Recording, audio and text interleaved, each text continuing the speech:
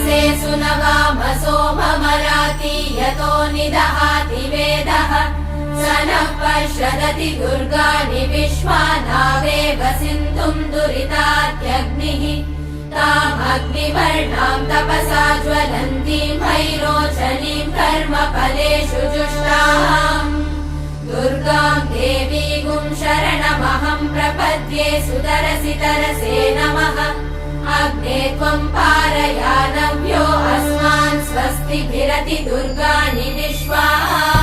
पूश्च पृथ्वी बहुला न उर्वी भवातोकायतनयाय शम्योः विश्वानि नो दुर्गः जातवेदः सिन्धुन्न नावादुरिदातिवर्षि अग्ने अत्रिवन्मनसा गृणानोऽस्माकम्